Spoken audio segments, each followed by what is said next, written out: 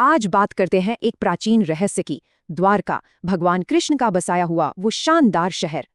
सोने का शहर जो समंदर में समा गया, सिर्फ एक कहानी या फिर इतिहास? चलिए पता लगाते हैं। कहते हैं इसे दिव्य वास्तुकार विश्वकर्मा ने बनाया था, समुद्र से जमीन छीनकर।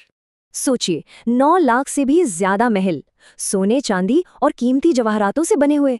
ये एक किला था खुशहाली का, जिसे द्वारका यानी द्वारों का शहर कहा गया। पर ये सुनहरा दौर ज्यादा दिन नहीं टिकने वाला था।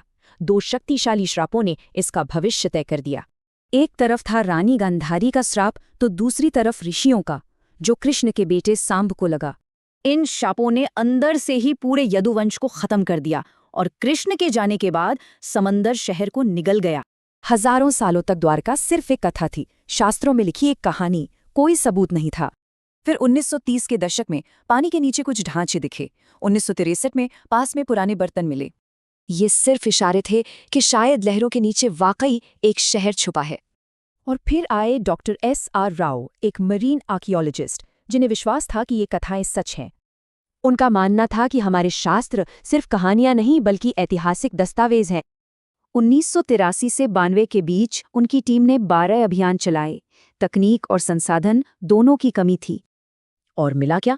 560 मीटर लंबी दीवार, पत्थर के खंभे और 3 छेद वाले पत्थर के लंगर।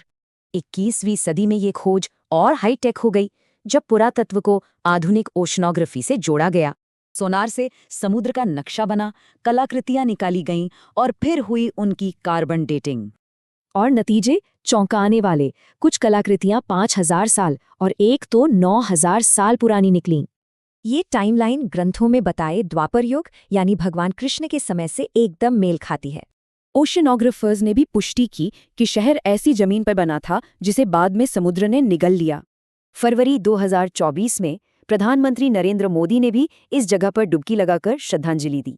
तो अब द्वारका सिर्फ एक पौराणिक कथा नहीं बल्कि एक प्रमाणिक पुरातात्विक स्थल है। ये खोज दिखाती है कि आस्था और विज्ञान दोनों एक ही सच तक पहुंचने के रास्ते हो सकते हैं। तो सवाल ये है कि और कितनी पौराणिक कथाएं असल में वो इतिहास हैं जिन्हें हम अभी तक खोज नहीं पाए हैं।